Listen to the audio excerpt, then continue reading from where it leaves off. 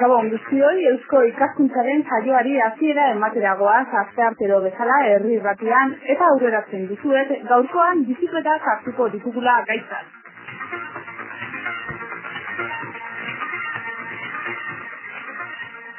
Batez ere eguraldia ona lagun denean, gure errepideak bizikletaz betetzen dira. Batzuek lanera joateko aukeratzen dute garraio bide hau, beste batzuk kirol egiteko.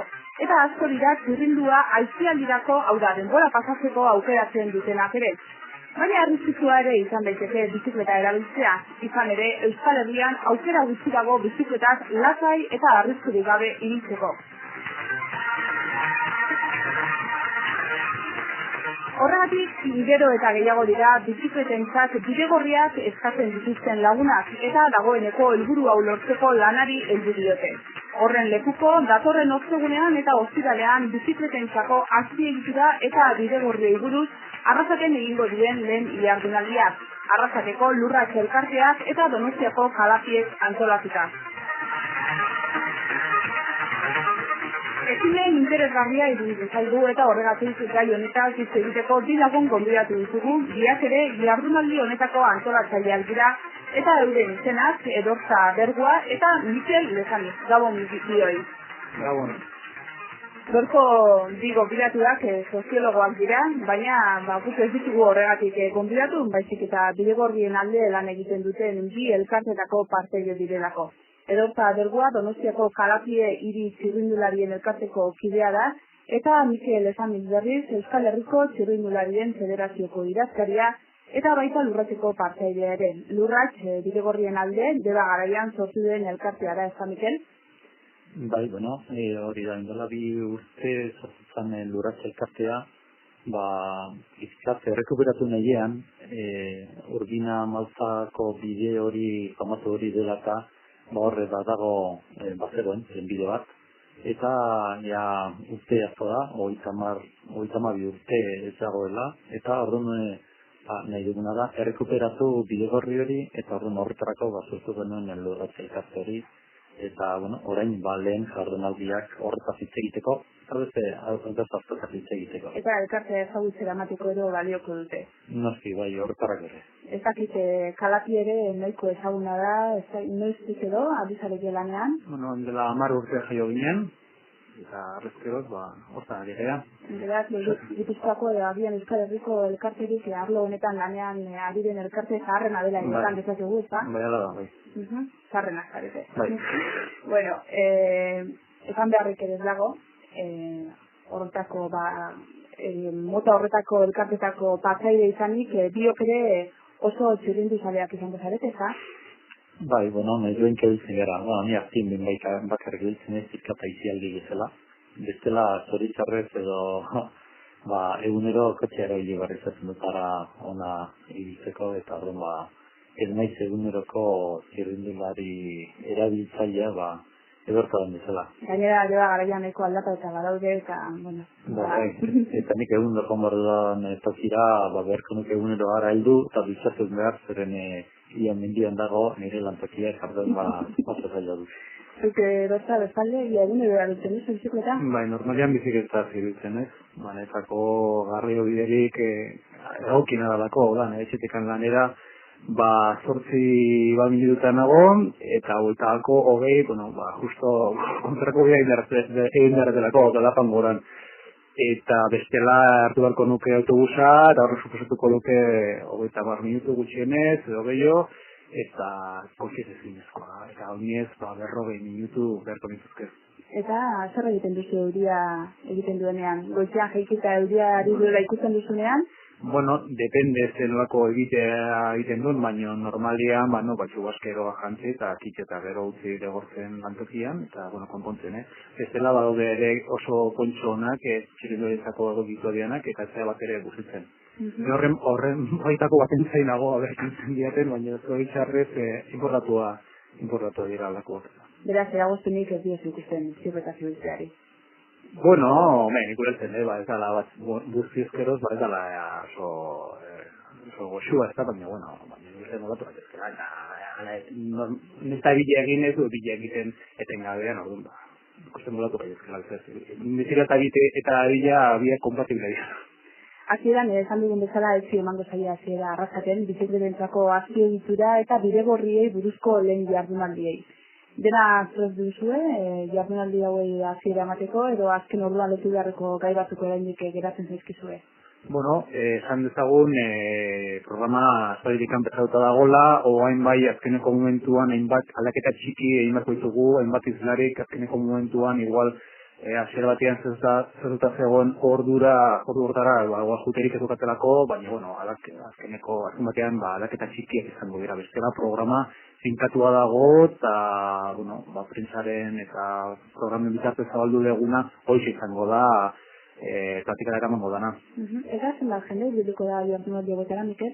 Bueno, asmoa da 120 pertsona biltzea, gehien bat teknikariak edo baita ere nahi duenak eta baina espero duguna eta hain zuzen apuntatuta daudenak dira gehien bat zerikusia dutenak hori bat garraiago bideekin eta udalitxetakoak, diputazio eta erakunde administrazio erakundeetakoak eta gero noski baita ere nahi duenak eta interesa duena edo unibertsalea dena edo inguru giroaren aldekoa daudenak eta hori, 120 pentsatzen duko direla. Nahiko kopuru polita? Bai, hori izan gure helburua, 120ra biltzea eta, uste dugu gaitzia abentuta daude eta orduan haneko gainera kontatuko behar da, Euskal Herri osokoak direla, ero izlari eskampo, izlari kanpokoak ere badira, baina beste entzilegoa parte hartzeko duguna Euskal Herrikoa da eta nahiko edazua ez da bakarrik Debagarrikoa edo Donostikoa, eta Bizkaia, Gipuzkoa, Araba, Nafarroa eta Mentarikoa. Toki guztietako jendea. Eta zergatik bidegorriei buruzko jardunaldia? Zein da helburua? Guk uste dugu bizikletaren aldean gauza egin leikela. Eta baino bizikletan erabilpena gaur egun daukan oztoporik nagusiatzea da, gehien bat segurtasun eza edo. Eta noski, biziketa behar du hain gauza, nola lotu garraio kolektibokin, aparkatzeko arrestasunak izatea, kotxen abiadura moteltzea eta baino, horietako jarduera importantea da ere, ziurtasuna eta erostasuna ematen bizikletari erostasuna eta ziurtasuna ematen dion azpiegiturak izatea. Eta hori da bidegorriak eman dezaketena. Honekin esan nahi dut bidegorriekin hainbat gauza lortzen diala, baina ez da egin behar bizikletaren alde egin leken gauza bakarra. Baina bai oso importantea dira, bestela jendeak ez du seguru eta eroso sentitzen ez dela ez du inoiz bizikletara biliko. Beti egongo gera gu bezalako jendea, baino nahi baldin badugu Europan dauden bizikletaren erabilpena lortzea, hortarako bidegorriak ezinbestekoa dira. Noski, horrekin batera gauza ere egin behar dira, baino eziegitura hori beharrezkoa da. Beraz, zuek bidegorrien aldeko apistua egin duzue jardunaldi hauen bidez?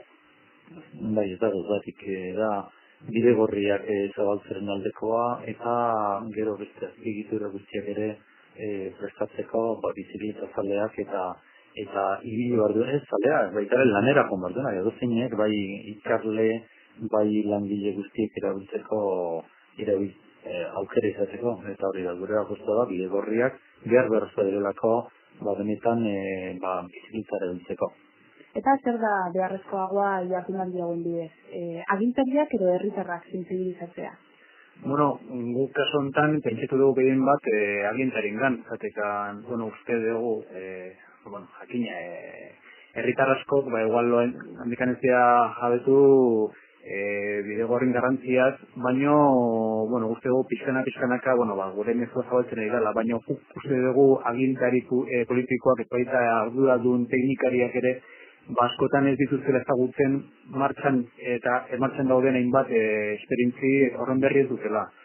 Orduan, azken batean jardunaldi hauen helburua hoxe da, jakinaraztea Estatu Espainiarrean zen Europan dauden bidegorrien esperientziak.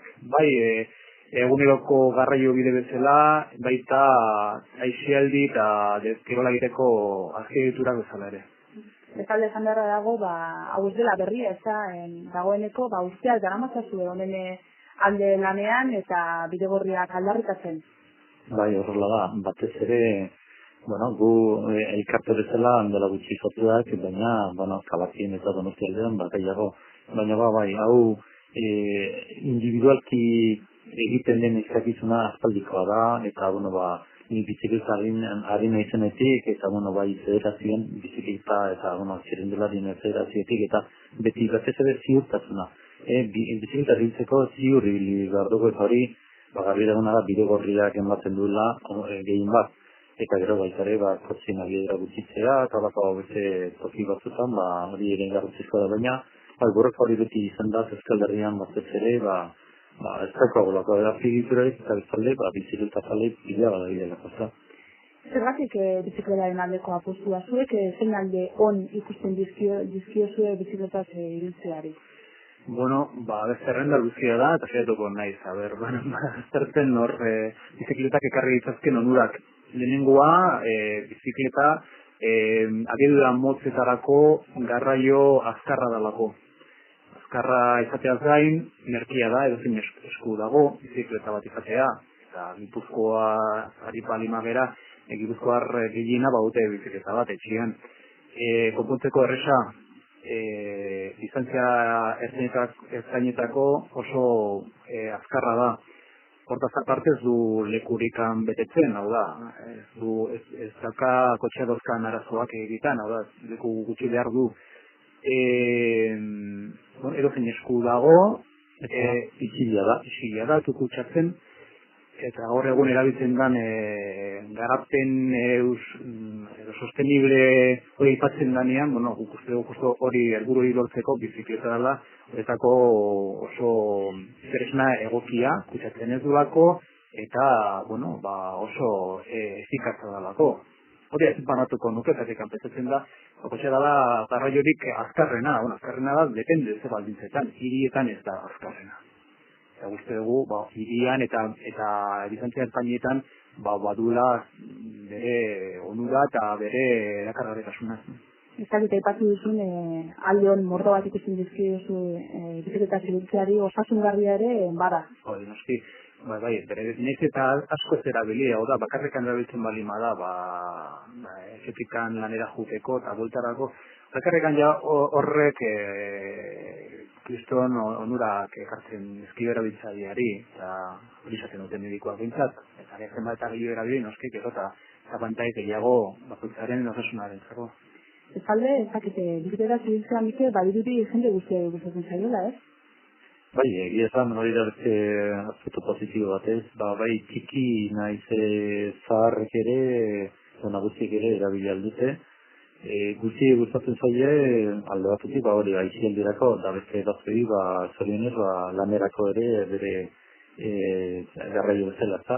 Orduan garbi dago adin guztietako jendeak erabilezakela, erabiltzen duela, eta adin guztietan dela interesgarria, eta gainera esango nuke bizikletan jarraitzea adin batetik aurrerantza da nagusiek ere reflejoak mantentzen laguntzen duela, eta orduan guzti positibo reflejoak, oreka, gauza aspekto fisiko eta psikiko laguntzen du mantentzen, eta orduan bizikletan dabilenak aparte bihotza hobeto jarri bere ahalmen vitalak mantentzen laguntzen du, eta orduan albali maduzi larebi urtekin hori seguru una dela, zeren oraindik ez seinale da ondo mantentzen zaila zure psikiko eta fisiko aldetik. Eta esan beharra dago, erabiltzaileari ekartzen dizkion onurez gain, baita gizartearentzako egokia dela, eta jende batzuk ez erabili, bintzat, gainentzeko engan ez dakainolako ez dio kalterik egiten, kutsatzen ez du neurrian, zaratik sortzen ez du neurrian, beti hori onuragarria da gizartearentzako, ez da, eta hori ezkartu behar dela. Zer gaten duzue, bizikleta dela mundu osoan gehien erabiltzen den ibilgailua. Hau zer da, hirugarren munduan, edo baita ere Europako herrialde batzutan. guztira, planeta guzteko nuten hartuta, bilgailurik erabiliena da. Hala ere, eta bakarrikan hirugarrengo munduarekin lotu behar.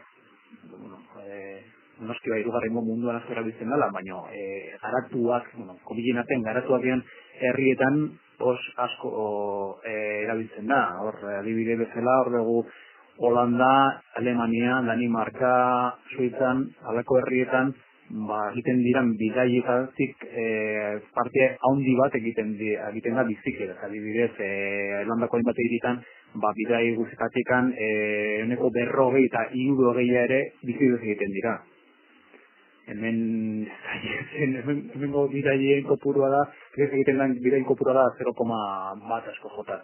Bai, hori, 1.000 milioi lagunek omen dute bizikleta edo omen dugu bizikleta eta erabiltzen omen dugu eta beraz, hormezke kutsurik zago, ez dago dori.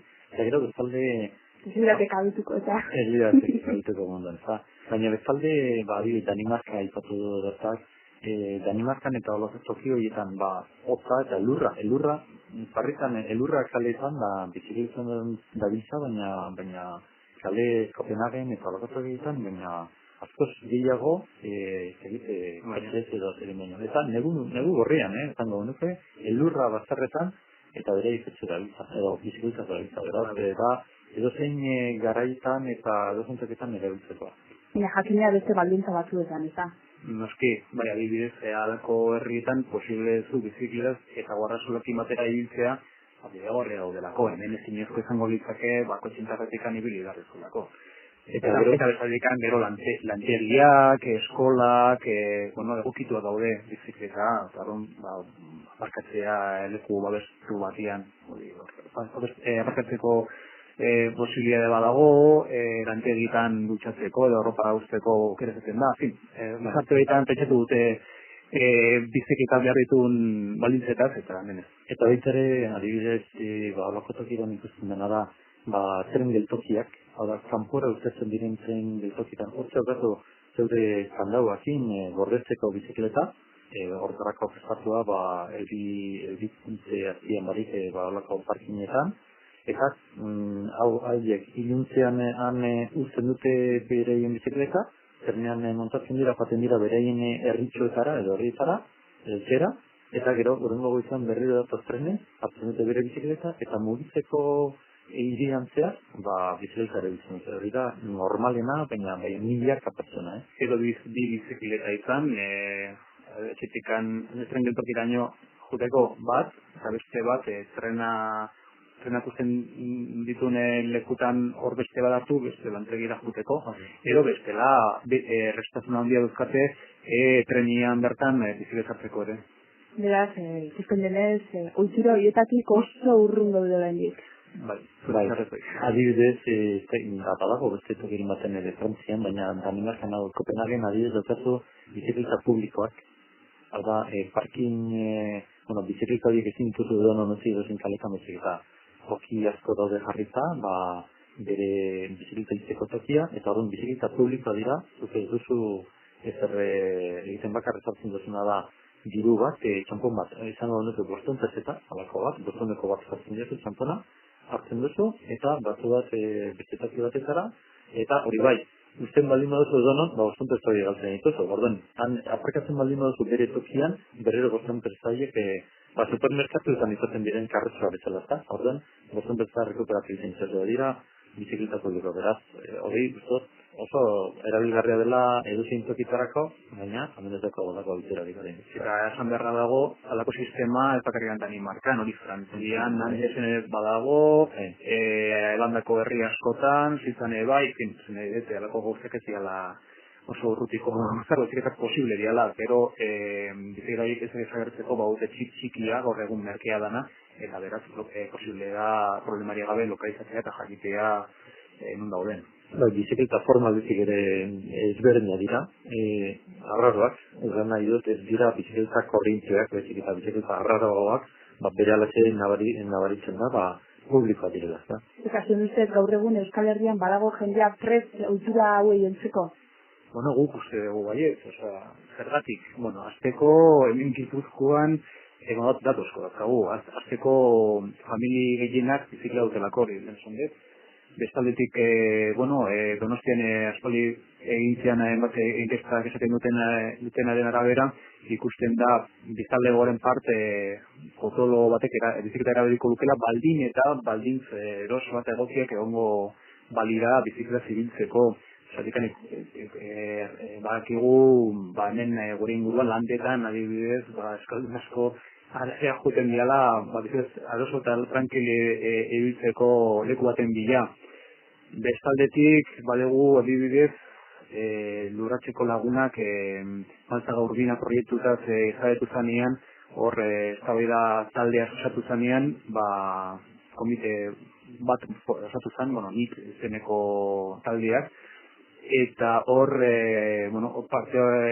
nik proiektan parte hartzen zutenak, aurketu da zuten hainbat, alternatiben artean, justo, alternatibarik hautatu duena izan zen justo bide, oinezko eta txerindurentzako bideak eskatzen zuna. Harrak ez gehien horrek eduki zuen. Hori da, herritarrak gehien hautatu zuten aukera. Eta gero, hainbat inkestako izosatu dute, jende askok bizikleta erabiltzeko prez legokela, baldin eta, bizikleta seguru eta hori da.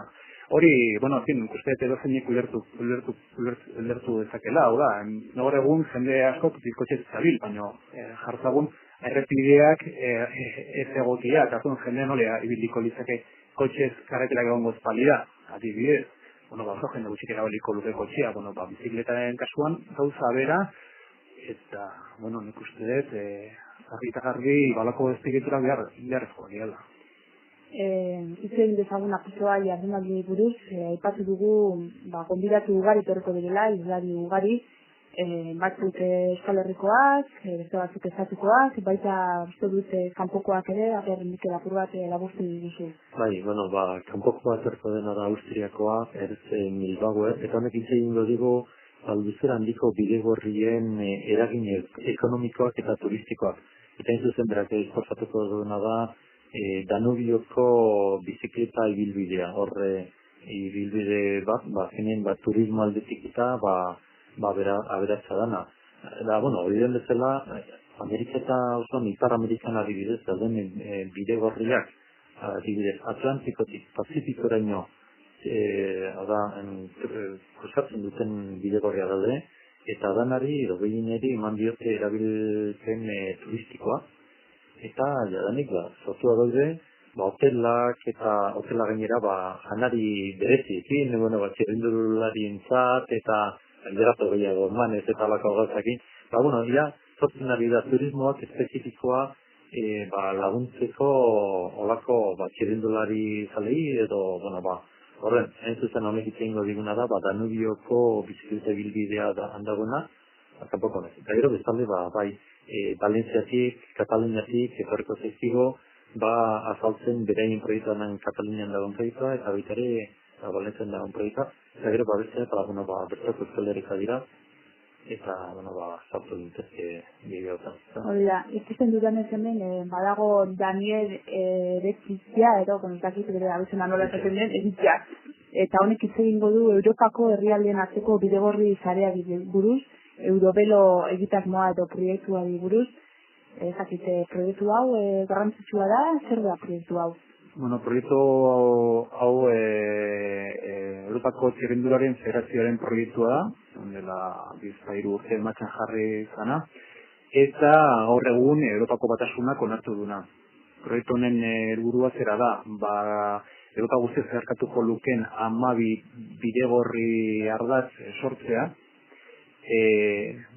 bizikleten erabilpena putatzeko, garraio bide bezala, baita turismoako aziegitura bezala ere. Eta, hau azaltzen dan neurrian, guk uste dugu bizikleten erabilpenerako zugarrizko bultzatu handia emango liokela. Eta, Eurobelo izeneko proiektu honekin, herri bakoitzak bere egin behar du, azidea, ekintzaile proiektu honi, edo nola doa? Orduan, oaingoz egin dana zer esan da, zehaztu gutxi gora bera zen olako ardatz eraiki beharko liaken, eta orain beharrezkoa da bidegorri hau zeharkatuko lituzketen lurraldeen partaidetza, hau da lurraldeetako administrazioaren partaidetza. Eta hori da gure ustez horrek dakarrena da orain momentua da egitan Euskal Herriko agintarien konpromesua hor lortzeko, zeratik bestela posible izango litzake, mendikan ez pasatzea. Eta guk uste dugu pasatu behar dela momentu hau lotzeko azpiegitura horretara. Zergatik, azteko europearrak izan da, biziketaren politikan ere loduta egoreko Europako gainontzeko herrialdeekin, eta guk uste dugu zikloturista asko ekarriko ditulako, zan beharra dago zikloturista horiek gehienak ekonomia aldetikan begira duta diru aukera handiko pertsona dirala, diru asko usten dute kotxerunak, baina normalian diru gehiago usten dute, eta bestaletikan bazarkatuko lituzken herriek ere benefiziatuko liake egureneko desplazamenduetarako ere baliogarria izango litzakelako azpiegitura bat izatea. Beraz, aurrerantzean asko hitz egingo da eurobelo honetaz. Uste dugu, ez? Hitz egin beharko dutxarrik gehiagoan, gure ustez, zeren oraindik politikaz daude, zoritxarrez hori horrela da, ez direna enteratu ere eurobelo proiektari buruz. Hori aurreko asteetan honetaz hitz egiten eta islariekin eta ez hori horrela. Baita ere zoritxarrez toki hurbilagoetan ere, kirol mundukoeketare ez dute ezagutzen eurobelo proiektua, eta horren aditzera emango doga hitzaldi hauetan, jardunaldi hauetan aditzera emango da proiektu hori, eta guri zer dagokidun. Euskal Herriari zer dagokion egitea. Eta, bezalde eurobelo honetaz hitz egitea gain eta, proiektu hau ezagutzera ematea gain, esan behar dago bezalde, une egoki aprobetxatu duzuela jardunaldi hauek egiteko, zeren politikoak orain entzuteko preste goten dira. Ezagun gure ganatzea, ezakigu delaino area jongo dian, eta egiten haituko duten hainbizuten zango dana, ezta? Baina neurri batean gure helburua izango litzake, datozen foru hauteskunden horrean egonda, periodo hortan, hemen esaten dena pixka praktikan jartzea. Eta guk lotzen dugu ere, lehendabizizioneko proiektuarekin. Lurratxe eta kalapien artean, oin dela 6 hilabete, diputazioko hainbat diputatu errezu denion lehendabizizioneko proiektua, Gipuzkoak bidegorren sare bat izateko. Guk esaten duguna da, planifikazio bat izatea eta pixkanaka garatuko izakena.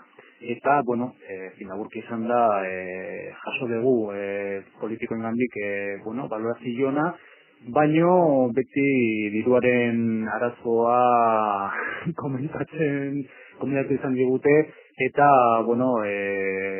bentsat, ikusten dugu, badago interesa, beraz, ikusten dugu, oin dela momentua, hau da, genetika aurrera egiten den, epealdi honetan, lehendabizi proiektua martxan jartzeko. Eta errepikatu nahi dut, guk ez dugu esaten martxan jartzeko, baina bai hasteko planifikatzen, ikusten zenolako finantzazioa beharko litzakeen, eta, bizka bat lideratzen olako proiektu bat, ezta? Bizkaian egiten ari diren bezala. Zengo dugu aurrean ere lehendabizi izeneko proiektu horretaz, baina esan beharra dago, egitarauaren barruan aipatzen duzuela Maltzaga Gasteiz bidegorria egiteko proiektua ere hitzaldi bat egongo da, LKS-eko ingenieri batek emango du, Alberto Gorroño Goitiak, eta beraz, Mikel ezagit eginda dago proiektu hau, Maltzaga eta Gasteiz bilduko dituen bidegorriaren proiektua eginda dago? Aurre proiektua eginda dago. Egin zanen, trenbidea, Maltzaga Urbina bidea, egin zanen aurre proiektuan, orduan horrek ezekitzen zuen, ezekitatu zitzaien, eta orduan onartu bat zuten, bidegorri hori errekuperatzea, eta orduan, ezaguna da aurre proiektua egin da, baina ez dira proiektua bestearena, bidearena, oraintxe bideratzen ari dira, edo eginda daukat, eta alderen bat hasiko dira martxan, baina bidegorriena oraindik bakarrik da aurre proiektua, eta ez dago bera proiektua, eta nahiko genukena da, proiektua zehazmeaz bukatzea, eta aztea lanean, zeren baldintza bat hori izan, eta autopista egiteko baldintza. Autopista egiteko baldintza horrez dago dudarik, eta guk esango nuke gaurko bidea, hori errekuperatu edo bide berri bat edo egiten baldin bada, importanteagoa litzatekela bide gorria bera ere errekuperatzea, eta azkenin, oso importantzea lako herrien arteko komunikazioa eta gero egun, hainbeste jubilatu eta hainbeste bazintze eta paziatzen herrirek herri da, orduan oso interesgarri izango litzatekelako jente askorentzako, ez da. Zera bada Donostiarrak ez jakingo, baina lehen zegoen trenbide bat, ez da, Maltzagaz agaztez bidegorri egitea. Hori da. Azkenin, oraindik bidegorria bera toki askotan gelditzen da, bidegorria, trenbidea. Dengo trenbide zara. Behintzat herrien artean gelditzen da. Herri da barrura, herri eta zartuta horrea toki askotan aportuta dago, eta egite denetorrik egin ez da. Baina, oraindik baduka izten bidea, baduka soluzioa, eta orduan, pentsatzen duguna da, hori errekuperatzea oso garrantzitsua izango litzatekeela debagarai osoarentzat, eta orduan, Maltzagatik gaztizaino, Maltzaga Lizarra, zeiako zenbidean. Lizarratik Ibarreraino. Ibarren zuzena, eta orduan, orain errekuperatuko litzateke hori, gehien bat hori, izan duzun ez Gaztaiz, oda Urbinaraino eginda daukate, Gaztizuletik, eta orduan Urbinatik, Maltzagaraino, errekuperatzea, Arabatik. Arabako puska bat, Arabako diputazioak martxa jarri du eta berreskuratu du landatik estibalitzea nio. Eta gondetara. Eta Maltzagaz bidegorri hori egiteko zer falta da? Dirua, proiektua oso berde dago dendik? Bai, proiektua... Oain dela bi aste lehiaketara atera da proiektua, eta oain beraz... Proiektua autopistarena. Eta bidegorrerena. Bidegorrerekin batean oinezkoentzako ere izango da, hori izan beharra dago, bidegorri eta oinezkoentzako ere. Ikusiko da nola bere izten diran bi trafiko motaz, baina bientzako. Beraz, oain atera da bolitinean lehiaketa bat proiektu hori egiteko. Proiektua, gero noiz gauzatzen dan, hori, autobisa bukatzen danetik urte beteko epia dute bidegorri berreskuratzen edo trenbide zarra berreskuratzeko. Beraz, pentsatuko dugu, urte batzuk barru, baiet bidegorri hori existituko dela? Bai, hori pentsatzen dugu, baina, esan duzu zergatik dago eta, nik uste dute borondate faltare bai, arazo ekonomikoa noski, bai, uste dute gehiago dela, ez dakit betiko, ez da, normalen gizartea aurretik joaten da administrazioen aurretik, eta orduan, hemen ere, zinen gizarteak eskatzen du, gizartea gauzazko eskatzen ditu, eta gero administrazio gehiatzen da hori betetzen da, horrentzi ere, herri daguna da, gizarteak eskatzen du, derogarraioak eskatzen du, eta gero, lehendabizit proiektua gipuzkoa eskatzen du, baina administrazioa, edo diru arazo direlako, edo ez direlako kontzientziatuta gai honetaz, indikatzetik ezatzen dira, eta etorriko dira, espero ezagun hori uste bitxi barruia egindagotea. Bestalde, horrelako proiektu bat garezkia da, ala? Depende zerekin konparatzen da. Tontan gerratzen dan bezala, gauzak asko edo gutxi dira, depende zerekin konparatzen da. Kaso honetan, konparazio bateako, oen dela bizpairu urte diputazioa martxan jarrizun bidegorri buruzko plan direktor delako batian, oso garezetan, eta kilometro bakoitzak baliozun kilometro bakoitzak 40 milioi da. Kontatu behar da, hainbat tunel eta zubi berreskotu bertzeala, baina konparatzen bali madugu zena balio dun, autobia bateko kilometroak da 1000-2000 Bideko aldea edo...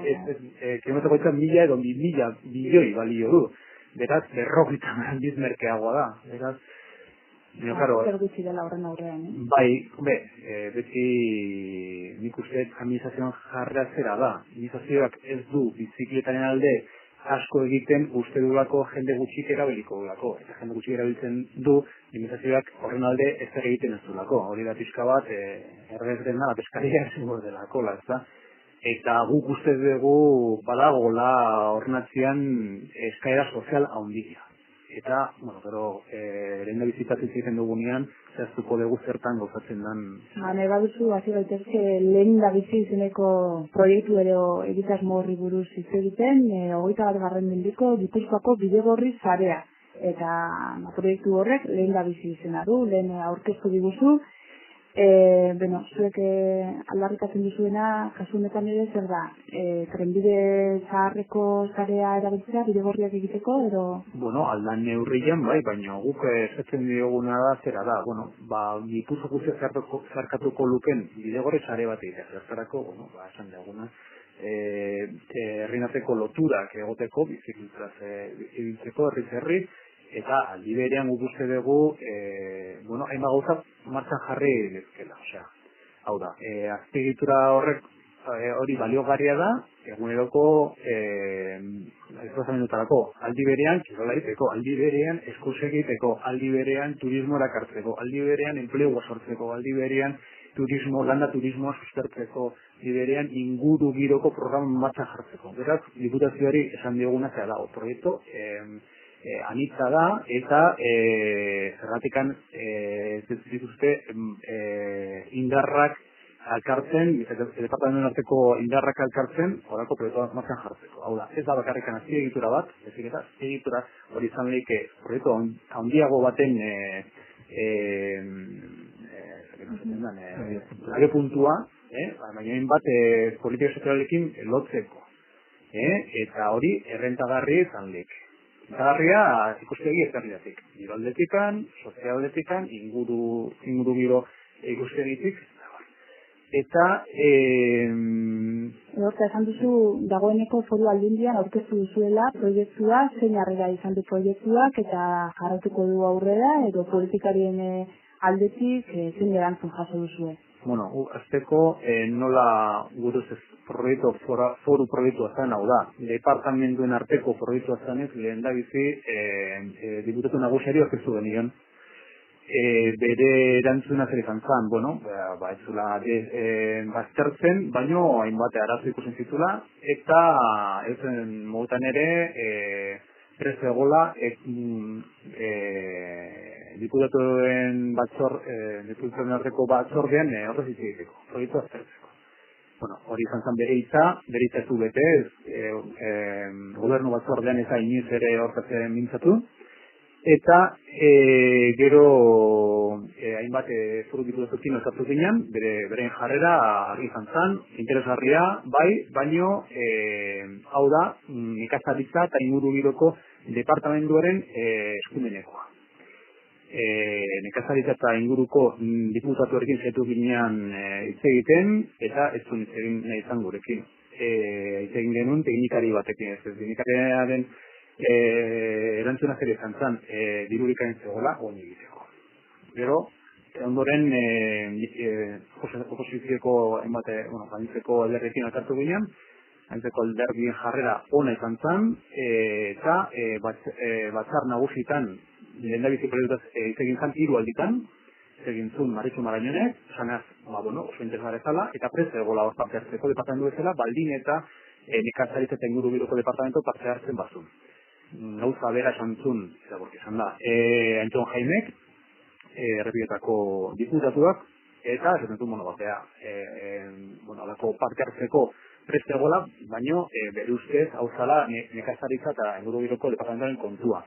Eta azkenik, zuka jaunak hitz egin zuen, eta esan zuen, interesgarri egiten zitzaiola, baina dirurik ez. Eta oposizioko alderrien jarrera oso ona eta honen aldekoa. Are gehiago proposatu zuten zergatik ez egin honen inguruko batzorde bat batzar nagusitan.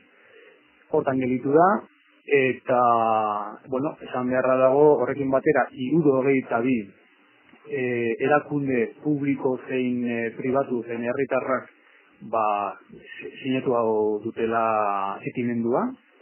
Horien artean 17 udal daude, 31 erakunde herritar, 5 federazio, Euskal Herriko eskualde garapenerako elkarten arteko federazioak, eta luze batek, honen aldeko atxikimendu egin du.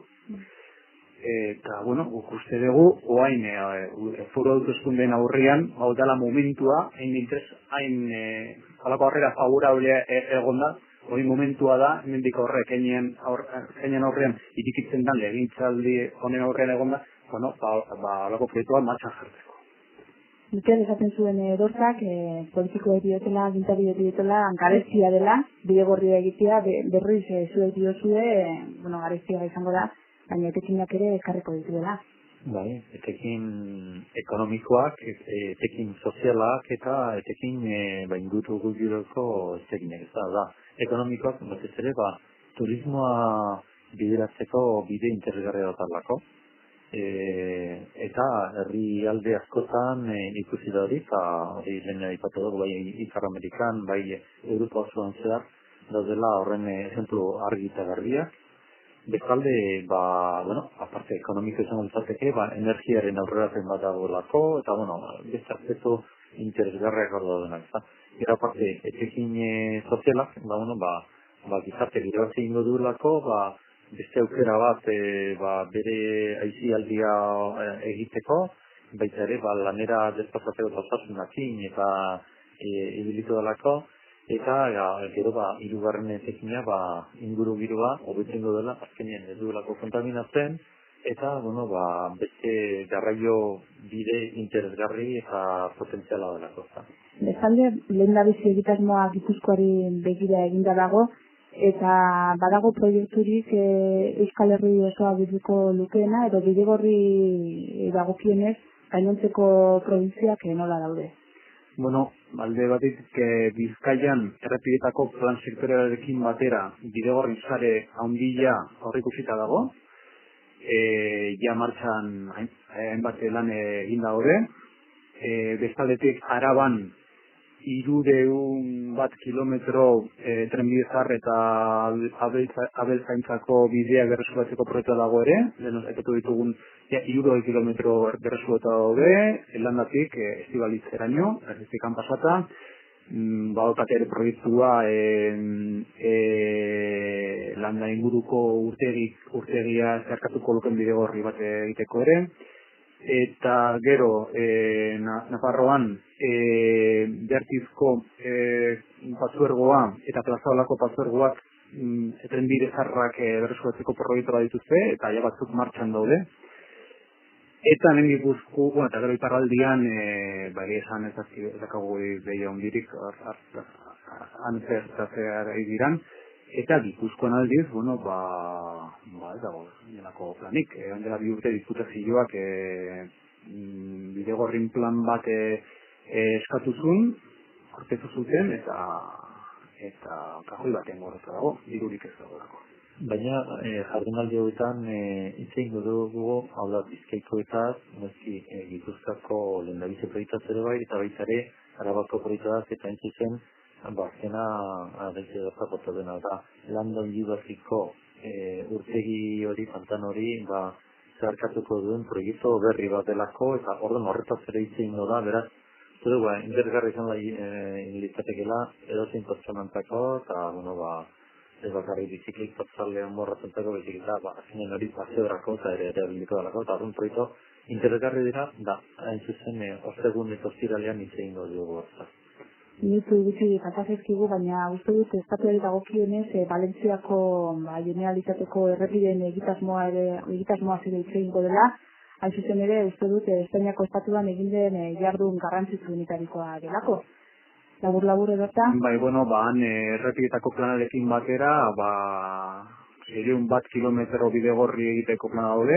Horendik egin gabe. Ez asko egin daude, 200 bat egin daude, eta, hortaz mintzatuko da Vicente Domine, Generalitateko errepideetako zuzendariak, eta, nik uste, alako adibideak ezagutzea, irazgarria dela. Eta igual, dubera gutxi dakagunez, ezin marratu nahi dugu guk, alako bidegorren egitugula edozen nintzako, guk ez dugu pentsatzen kirol zalengan, edo ez dugu nahi duguna da edozen pertsonalizaz ibitzea. bakoitzak ibiliko da, batzuk kirola egiteko, kirol gehiago edo gutxiago egiteko, baina eguna da, ez da pertsona gutxiago egiteko aukera izatea.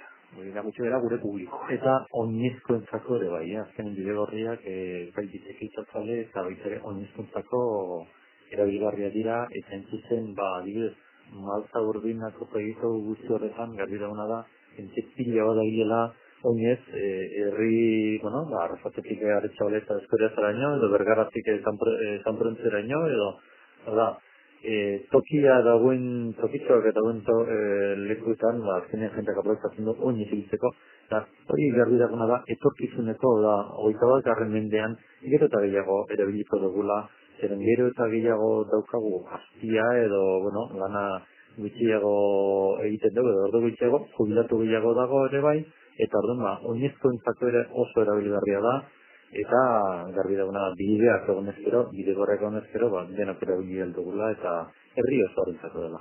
Bai, esan Mikel, zu Euskal Herriko Txirrindularien Federazioko idazkaria zaitugu, eta ezakit, esan nahi nizun, ikusten da federazio honetatik gero eta gehiago direla txirrindu zeditzeko zaletasuna dutenak? Bai, idazkari horik naiz eskolen arduraduna, federazio mailan, eskeli mailan. Eta, bai, garbi daguna da, zaletasun gero eta gehiago dela, ez bakarrik kirola egiteko. Federazio kirola da, txapelketak eta horretarako ere bai deikatzena, baina baita ere bidegorriak, nazinen, ziurtatu egiten da, eta arazo importante bat txirrindula edo ziklistintzat kompetizioetan ere, entrenatzen ibiltzen diren eta segurtasun falta, eta zoritzarrez istripuak haneninka daude, eta orduen garbi daguna da federazioaren helburua dela, eta orduan federazioetik ere etorko da, lehendak ere bera izango da, entzule bezala, baita ere apoiatu nahian, proiektu hau, zeren txaldeentzako, txirrindula ezuentzako, baina baita ere, mundu guztientzat, paseurako nahi dunak, eta lanerako nahi dunak garentzat ere bai, aero, eskuntzako, beraz, horretako dudarik, etorkezendeko proiektua dela. Bai. Eta jardunaldi batik berta zuek zer espero duzue, jakite, beste esperientzia batzuk entzun, eta lanildoak markatzea, edo dagoeneko badakizu zer den jardunaldi hauekin eta aurrera begira egingo duzuena. Espero dugu, behintzat, hortaz, norabeteko ardura dut ezagutu ditzaten olako esperientziak, eta guzti dugu sensibilizazio horrekin batzuk konturatuko dira, ere posible dela lako azpiegiturak izatea, eta posible izan da lehen lekutan eta zerratik anez hemen Euskal Herrian. Hori izango litzake gure, eta horrekin batera, ia posible da hemen Gipuzkoan, sare bat mazan jartzea, lehenengo ardazta izan leke, gare guztia, zerkatuko luken, aipatu dugun bidegorria, trenbide zarra, Basko Navarrezenekoa, eta pizkanaka, balako sare sendo bat lortzen dugun. Pizkanaka, zuen ametsa eta guztion ametsa dena, realitate bihurtzen den, eta, aurrera begira, ostegunean hasiko dira, jardunaldiak ez da, ostegunean eta ostiralean burutuko dira arrasaten, eta, sorte hon, jardunaldi begira, ez dakit zerbait esan nahi duzuen, minutu da geratzen zaitu. Bai, bukatzeko interesatuta daudenak, azkeneko momentuan izan emani bali maute, hortarako telefono badakagu, 9-4-2-7-8-8-0-8-6. Hortara deitu, eta bestela jardunaldiak izango dira MCC-ek arraseten edun egoitzan, eta, bertaratu eta izango da. Interesgarria, bintzat izango da. Besterik ez, mila esker, Mikel esaniz, etortzeagatik eta, sorte honi jardunaldi egiten. Eta edozta berguai ere, mila esker etortzeagatik eta, lehendabizi proiektu hori, kajoitatik ateratzen den eta argi ikusten duen. Eskerrazoi. Eta entzulei besterik ez, datorren astean ere, astean hementxe izango gaituzue eta orduan beste gai bat hartuko dugu eskuartean eta horretan murgilduko gara. Besterik ez, datorren astean arte, agur!